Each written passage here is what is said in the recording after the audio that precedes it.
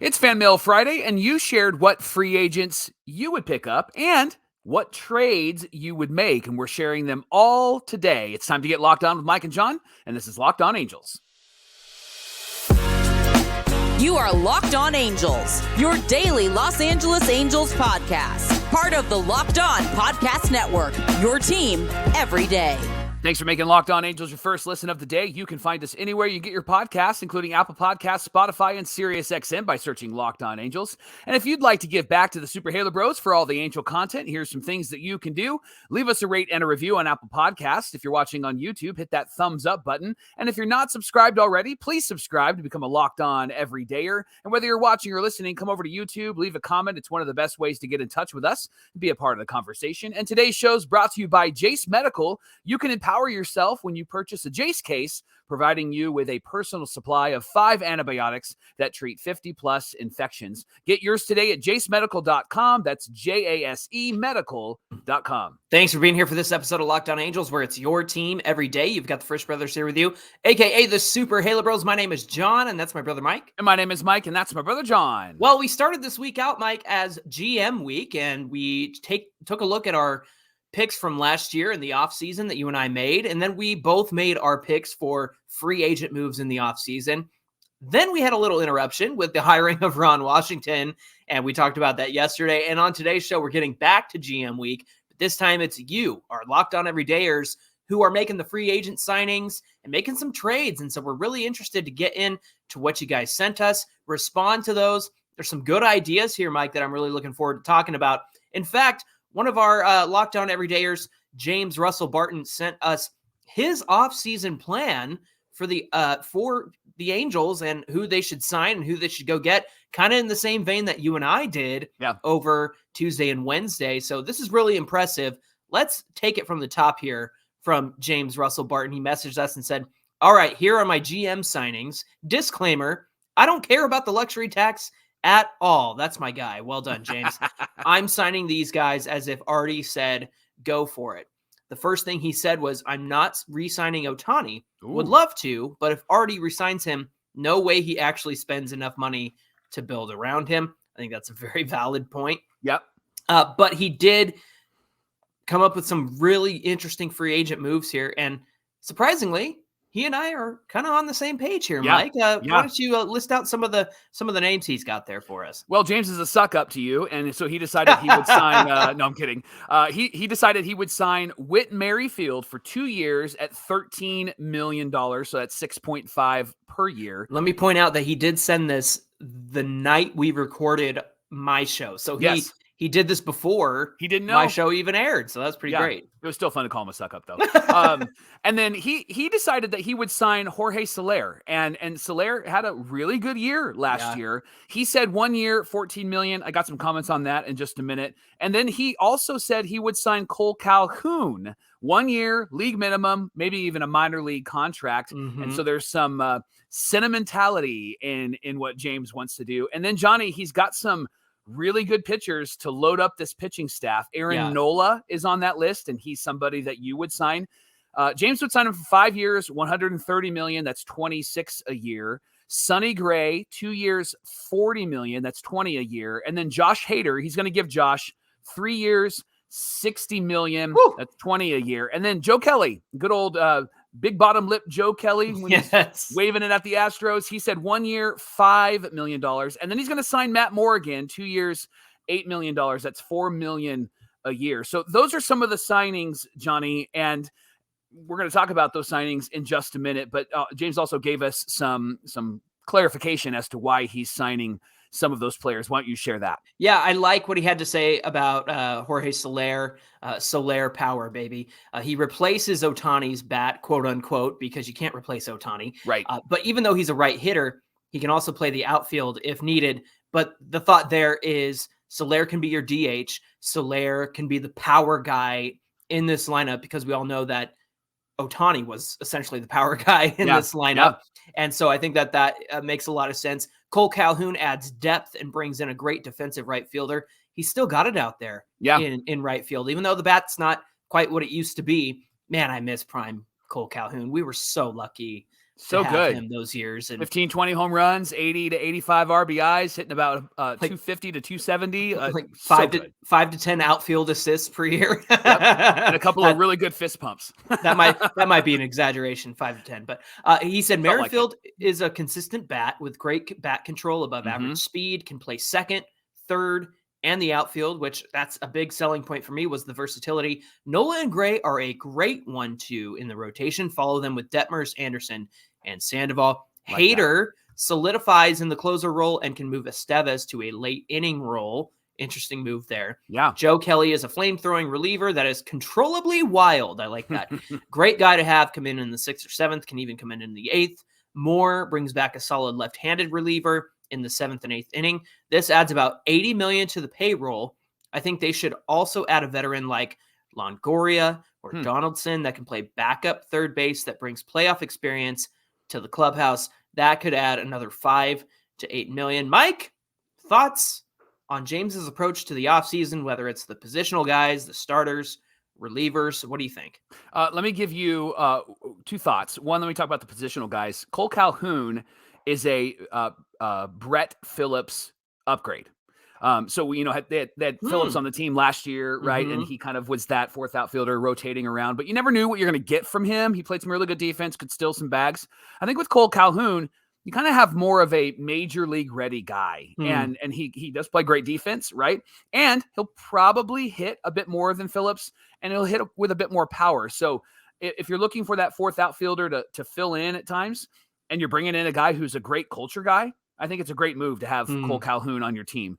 John, I'm a little bit, I'm not going to say concerned. That's probably not the right word. I'm questioning the years for Aaron Nola and for Sonny Gray. I don't know if you can get those guys for 5 and 2. I think you're going to have to, at least with Aaron Nola, give him some more. I think it was Dombrowski with the Phillies. I think I saw him interviewed. Might have been on Foul Territory, but he said that if they don't get Nola back, that they're going to have to go out and find a really good starting pitcher. So the Phillies are fighting to have him there. And I think what's going to win is not necessarily the money. I think what's going to win there is the years. And I think pitchers lean more in the years than they do in the money. They're going to get their bag, but I think years matter, because then you have guaranteed time with a team, and it's not, 3 years and then I'm done. I think Nola, I keep calling Nolan. I think Nola is going to maybe be 7 years at the least. Am I right? Am I wrong there? What do you think? Starting pitchers at their age, whether it's 30 plus, they want to secure the time, because they know they're not going to be as effective in year, or I should say age 35, 36. Like they know that drop off is going to happen. And that's why they want the security of those years. So I think you are right in the sense that probably more than 5 years is going to be needed to get it done. I'd say the same thing about Sonny Gray. I think that Gray is finally getting toward that point where wherever he lands next is where he's going to want to be for a while and have those guaranteed years.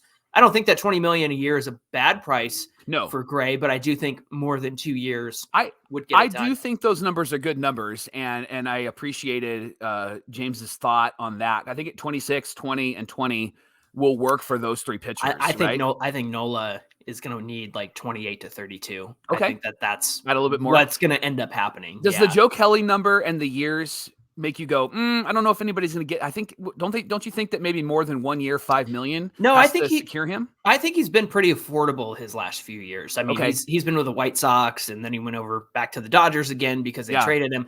I think that's about right for Joe Kelly. And then Matt Moore, 2 for 8 after his season last year. I know he's older, but he's not that much older. Yeah. I feel like there might be more money connected to him. What do you think? He was 7.5 with us. And so I imagine 8 might be the minimum, because he's had 2 good years in a row now. So he's maybe 16 million over 2 years instead of 8 million over 2 years and 4 a year. Can I say Josh Hader, 3 million, or I should say 3 years, 60 million, 20 million a year. That's a lot of money for a guy who pitches 1 inning. Yeah. 2 to 3 times a week. That's a lot of money. And I understand that he's probably the most valuable closer in the market. That's a lot of money, Mike. I don't know. But I do like what James said about Estevez and moving him in a Sure. late inning role. I think that this gives you a lot of flexibility, especially if you got Joe Kelly, Carlos Estevez, Matt Moore, and Josh Hader at the end of this bullpen, and then you've got Bachman, and then you've got Joyce. You've got a lot of flexibility there. I do like that. And Soriano, yes, I do like the flexibility that this brings to the team. It is a lot of money, and it almost is a redundant move after they traded Rysel.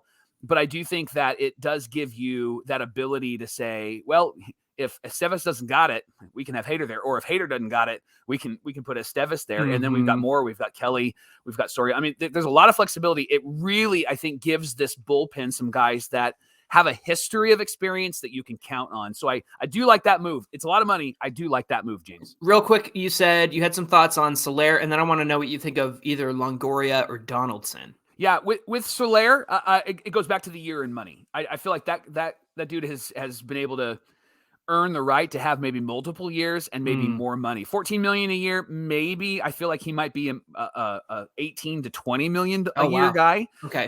Just because of where he's at and because of the year that he had, and I think he's going to have more than just 1 year. And then the other question was about the older guys, right? Yeah, Longoria or Donaldson. Do you see them as a fit? If Longoria or Donaldson, you know who I would go after? Justin Turner. I would go get Justin Turner, and I would have him play backup because I think Justin Turner is a good clubhouse guy. Although Longoria seems like a good dude, Donaldson doesn't feel like a good clubhouse guy, right? He feels like he's going to be a pain in the butt. Yeah, right. Also, I mean, Moustakas is still out there too, so you could bring him back for that veteran experience and again the playoff experience. I think was the key there. So. Yeah, I think of Longoria, Donaldson, Moustakas, and Turner. And Turner's not a bad idea, Mike. That's actually interesting, especially if it's an older guy who's backing up at third base. Well, I thought about him when I was doing my show, but I just didn't want to give a lot of money to somebody who's 38 years old. But if he's a backup guy and you don't have to give him too much money, he could play the Moose role, and he's still pretty productive. Although I guess the question would be, would you want a Moose who can play third, second, and first and bat left-handed and right-handed, or would you want Justin Turner, who can just play third, maybe potentially first base and bat right-handed? Like, there's a big question there, right? Now, Moose is just a lefty. He's not a switch hitter. You're right. He's not a switch hitter. So I guess the benefit would be then Moose plays second. Yeah, I haven't seen Turner play second. Yeah, and so that would be the benefit, plus the age benefit there too as well. So hey, coming up on Locked On Angels, you guys suggested some trades. Would they actually be accepted? Well, we're gonna find out who you decided to trade and who you're trading for, and if they would actually work. We'll get into that in just a minute. Locked On Angels is brought to you by Jase Medical. There's a lot of uncertainty in our world today, and it's important to be prepared. There's been the unrest that we've seen in the Middle East. We saw the fires earlier this year in Hawaii. Of course, hurricanes and tornadoes and earthquakes and so much more. They're even talking, Johnny, about here in Southern California, us getting the El Nino and having a lot of rain, and they were talking about the coastal towns getting some flooding and things like that. So a lot of hopeful conversation. You know what I hate is any Southern California person who says, well, we need it. We need that rain. Don't be that person. Right. We are drought free for the first time in forever, which no is kidding. Great. But all of those things can lead to supply chain shortages and for medications specifically, and the inability to get your medications in a timely manner. And that's so important for some of us who need medications right away for mental health and for physical health. And that's why you need a Jase case. A Jase case is a personalized emergency medication kit, contains 5 essential antibiotics that treat the most common and deadly bacterial infections. And you can also customize your case and add additional life-saving medications based on your unique needs. So whatever it is that you are facing, having to deal with, whether it's personal to you or in your family, you can fill your case with those needs and have them on hand just in case. And I love that idea. Simply fill out an online form, and in some cases, you can jump on a phone call with one of their board-certified physicians.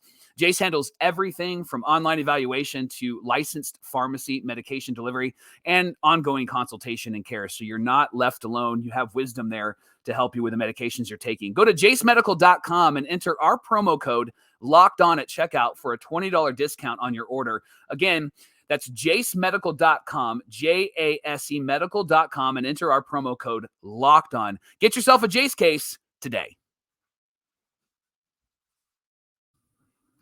Thanks for making Locked On Angels your first listen of the day. Hey, Locked On Everydayers, join us on Monday as we discuss the challenges that Ron Washington faces as the new Halos manager. Going to be a good conversation. We hope that you'll join us for that one. In the meantime, Mike, let's talk about some potential trades here. Yeah. And what we've done is we've taken the trades that were presented to us by our Locked On Everydayers, some on social media, some on YouTube, and we plugged them into baseball trade values. Now, website. Let me caveat first. Baseball trade values is a lot of fun, but it's not a perfect tool. And Correct. It helps you get an understanding of how much a player might be worth. Here's how they calculate it. They actually just recently updated, so I think it's a little bit better than it used to be. There's a lot of things that I don't think it takes into consideration, and I think some of that is going to come up in our conversation. But here's how baseball trade values calculates what they call field value, or essentially, how much a player is worth on the field. They take into consideration their WAR, their wins above replacement, their projections, and they combine a lot of those systems that project what a player is going to do in the next season. Inflation is part of that. Years of control, injury risk, in particular, pitchers, because they are the most volatile when it comes to injuries, roster risk. And what that means is how many options a player has. Do they have roster flexibility? Are they out of options? So you have to have them on their team. That's a factor as well. And finally, salary, how much this player is making.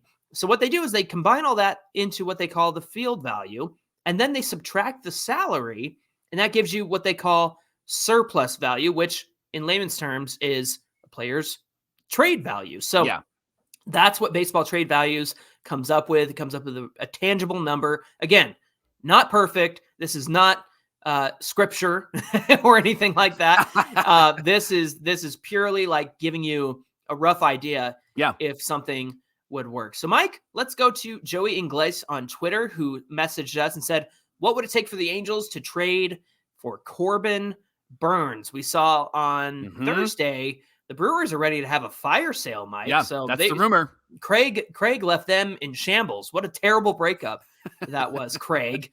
That's kind of a fun name to say that way. Craig. Craig. Good job, Craig. Now, Joey says, would Detmers, Bachman, and Adele get it done? Mike, what does baseball trade value say about this trade? Corbin Burns for Detmers, Bachman, and Adele. Johnny, it says that this would be an overpay by the Angels. No. In particular, they said it's probably because Burns has only 1 year left on his current deal. And so you're trading a lot of flexibility with Detmers and Bachman and even Adele because there's still arbitration. They're still early on in their numbers, and they haven't had some of those long-term. I've been in the major leagues for a really long time. And so Burns, of course, has been what would be more likely, but still maybe somewhat of an overpay for the Angels is, and I know this might sound ridiculous, John, but a straight 1-to-1 trade of Burns for Detmers. What do you think about that? I mean, that seems like the kind of trade that would get it done. And it also feels like a way more realistic trade. In the sense that you're trading for a better starting pitcher who's got 1 year left on his deal for Detmers, who is getting better but has a lot of years of control. This seems like a more real world trade. Not that Bachman and Adele, in addition to Detmers, wouldn't get it done. But you see a trade like this more often. And so I think that it makes sense here. BH Becca on YouTube suggested Moniak, Sandoval, and perhaps Bachman for Tyler Glasnow. Mike, what does baseball trade rumors? What does baseball trade values say about that? It says that the Angels would actually reject this deal. Okay. Interesting, huh? This is they're saying it's a big overpay for a 3-to-1 swap. It's likely to do with the fact that with starting pitchers with lots of years like behind them, especially like Sandoval, they're just more affordable. And Sandoval's still, again, figuring it out. And if you have lots of years and you're young, that gives you a whole lot of value, even if you haven't performed. Sandoval has performed. He had a really great year 2 years ago. And so I think that that's part of the reason. You could actually probably go the route of Bachman and Moniak to get this deal done, or Sandoval but you probably don't need all three. I wonder if a Sandoval for Glasnow or maybe a Sandoval and a Moniak for Glasnow would work. But I don't think that Bachman and Sandoval in the same trade would be something that the Angels would do. I don't know if that would go through because of how young they are and the years they still have in arbitration. Here's the counterpoint to that, and I think this is where baseball trade values can't really factor in stuff, is how many people are going to be in on Tyler Glasnow to get them to their team. And so players. You got to add some pieces, and it's got to be more than two, in my opinion. So I think BH Becca has a great suggestion of those three players because I think a market for Tyler Glasnow is going to be competitive. That's where I think baseball trade values, again, is a helpful tool, but not always a realistic tool. Right. So I think that's kind of an important factor there. Mike, last trade that somebody suggested was from YouTube with a name I don't think we can repeat on the show because Mama Halo Bro listens to the show. Mom. But they had a great suggestion. Yeah. Bryan Woo of the Mariners for Taylor Ward. What does baseball trade value say about this one? They say that this is a minor overpay on the Angels' part. Johnny, I don't know if I agree with that. Do you agree with that? I don't agree with that. Okay. No. I don't think so either. Overpay on the Angels? I would the other way around. I don't think so, especially how Bryan Woo pitched this year and pitched against us. Yeah, no kidding. I think Woo is a good pitcher. He underperformed his expected numbers, but it was also his first year in the league. So he's going to get better. Yeah, he is. And he's still in pre-arb until 2026. So lots of time, and he's going to be cheap, Johnny. Yeah. He's 23 years old. Ward still has 4 years. He still has 4 years of control yet left. Yeah. Like just hit me right now. Late bloomer. Yeah, right. And I do know that the Locked On Mariner guys, they discussed how much they do like Ward and would love to have him on the team. Starting pitching is a really tough commodity. And as we know, Angels have been struggling that for a long time. I think that's where this particular trade falls short because I don't know if it would be an overpay. It feels like it would be a good move, and especially maybe it's considering like who would take his place on the Angels, I guess too. Maybe that. I mean, I'm really now giving it a whole. I'm making it AI and having it think. Yeah, no kidding. But truthfully, like who would replace Ward would have to be, I think, what would incentivize them trading Ward away. Listen, Bryan Woo again underperformed his expected numbers. He's only going to get better, and he's going to get more in line with those expected numbers. But Mike, his expected ERA is in the 80th percentile, expected batting average 78th percentile. He sits at 95 miles an hour on his fastball. He doesn't get hard hit. He doesn't get barreled up. Yeah. And he's got an average exit velocity of 87.4. That's good for the 82nd percentile in all of Major League Baseball. So again, he's inducing soft contact. This guy is going to be a stud. His fastball run value is plus 10. So that means he's 85th percentile in all of Major League Baseball with that fastball. I think this is a tough sell if you're a Mariners fan for sure. Yeah. Now, if the interest is there and they really want Taylor Ward and it's somebody that they can use in their outfield, I know they got to replace Teoscar Hernandez. I would do this trade. Don't get me wrong. Like I would do it in a heartbeat. But again, I think Baseball Trade Simulator kind of gets it wrong here in terms of who's overpaying because the years on Bryan Woo, the potential on Bryan Woo, it's just too much to say that the Angels would be overpaying. I think the Angels have a great get in this version of the trade.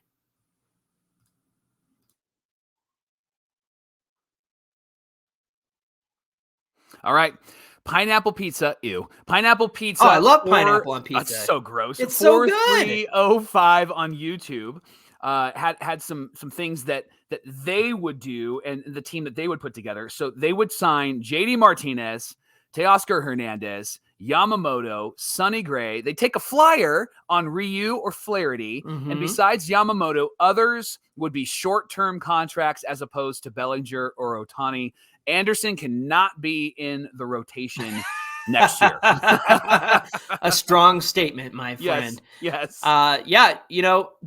This seems like a situation where Ohtani's not coming back, so I could see JD being the DH.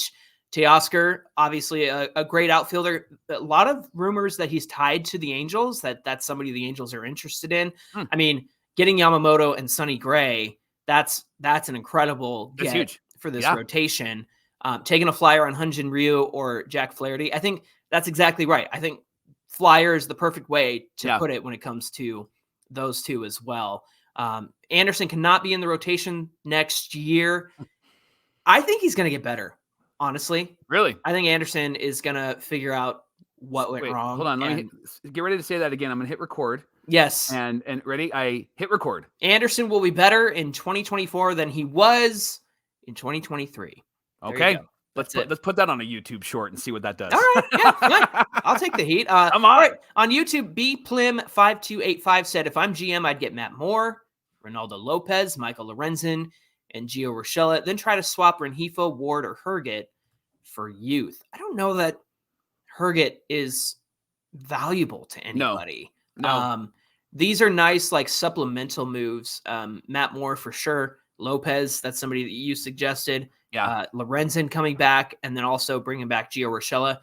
I think that aiming higher would be the best in this situation. Yeah. I'd want to keep Rengifo around, honestly, Mike. I want him to be here next year. I'm with you. I look at, and this is the hard part about when we are playing GM and making signings and trades. These numbers are really low, Johnny. Like, you're not going to get Gio for $2 million. You're not. Ronaldo Lopez, you're not going to get him for $6.5 million and for 1 year. You know what I mean? Like, and so I love the thought, but that's the hard part about when we sit on the sidelines and watch, that we have to really think through. And that's where Spot Track is really good. They give you the value of a player. And we used that last year as well. And some of our picks were way off of the number that they actually signed for. Yeah. We used it again this year. So I like the names.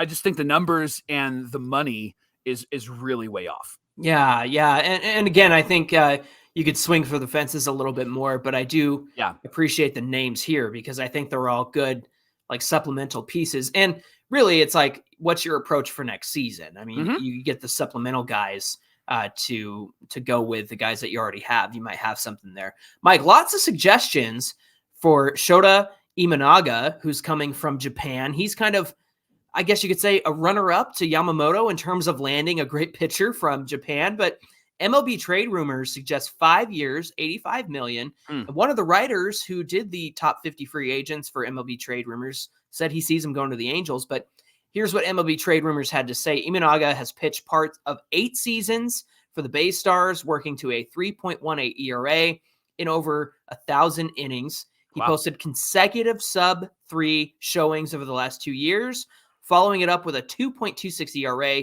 in 2022 and a 280 mark across 148 innings this past season. Those who watch the WBC are familiar with him because he started Japan's WBC final over the United States. He pitched 2 innings, allowed 1 run on a Trey Turner home run, and had a pair of strikeouts. This is interesting to me, Mike. His 174 strikeouts narrowly topped Yamamoto's 169 for the NPB lead. He punched out an excellent 29.2% of batters faced against a 4% walk rate. While the strikeout and walk profile was slightly superior to Yamamoto's, he was a lot more susceptible to home runs. He was tagged for 17 long balls, more than Yamamoto has surrendered over the past 3 seasons combined. And he's described as probably a 3 or a 4 in the rotation. But I would not be upset if Imanaga came over and joined the Angels. Would you? No, 5 years, $85 million sounds really great too. Like, that doesn't sound too bad for a pitcher, right? I wouldn't be opposed to that at all. No, not at all. And then Jung-Hoo Lee is coming from South Korea, Korean baseball. From the KBO? Yes. MLB is suggesting, or trade rumors is suggesting 5 years, $50 million, so $10 million a year. He's a left-handed outfielder, again, from South Korea. He turns 25 in August. His best year was 2022, where he hit 349, had a 421 on base, and 575 slugging with 23 home runs. Wow. They said, unfortunately for Lee, his walk year, platform season, was his worst in a few years. He hit 318, his worst. He had 318, 406, and 455 slugging with just 6 homers in his first 86 games. Then he had a left ankle injury in July, and he had to have season-ending surgery. One evaluator told trade rumors that Lee is unlikely to stick as a center fielder, which put more pressure on his bat because he would then go to a corner spot, which is usually reserved for the stronger bats, right, Yeah, Mike? But he does have strong, pure contact skills. There's some concern he won't hit for the kind of power to play in the corner outfield. But again, 5 years, 50 million, 10 million a year for this guy who has great contact. Feels like at least in my GM episode and even yours too, contact was key, baby, for the kind of guys that we'd want to sign. So what do you think of Jung Lee? Anaheim could be a melting pot of all sorts of corners of the world, right? Like, and the truth is, I would love for the Angels to go out of the box and grab a couple of these guys that wouldn't necessarily be guys that other teams would go after. I know they're aware of them, but wouldn't be your typical free agents. And I think this can't be a typical off season, especially with Washington there and with Perry needing to prove himself that he can get a really good team on the field. I think moving in that direction and getting some of these guys over, the truth is that there will be a learning curve for them, but there'll also be a learning curve for MLB and perhaps maybe because these guys are good ball players, perhaps maybe we'll get a good April, May, and June from these guys, and then they'll level out a bit, but they could really start off hot and help us to get off to a really great start. And then that gives the Trouts and the Wards and some of those guys a chance to heat up. And then maybe it really balances out our team. At least I've got some wishful thinking here, right? No, the concept makes sense. I mean, there's a learning curve in both directions, right? Like the teams are going to figure out a player adjusts, then they have to refigure out that player again. And so for these guys to come over from Japan or Korea, they have that advantage of, I've never seen this guy before. I'm not sure what I'm getting into here, especially if it's like Yamamoto or Imanaga, right? That is all in their advantage, especially as a pitcher. So I appreciate the thought there of like, to start out the season, these guys have the advantage because they've been quote unquote unseen. It's not like there isn't footage out there, but again, they do have the advantage of coming over and being a brand new presence in MLB, and that works to the advantage of the team at the end of the day. Hey, thanks for making Locked On Angels your first listen of the day. Remember, everydayers, we're here Monday through Friday, and we're going to be here every single day with all of the Angel content. And you can reach out to us, connect with us on social media. Johnny, tell them how. Yeah, get at us at Locked On Angels on Twitter and at Super Halo Bros on Twitter and Instagram. Whether you're watching or listening, come on over to YouTube, comment below the video, get in on the conversation. We want to hear from you. Again, the best way you can help us out is by commenting, hitting that like button, and subscribe if you haven't done so already. We'd love to have you be part of the Locked On Angels family and be an everydayer with us. Mike, what do we have on deck for tomorrow's show? Monday.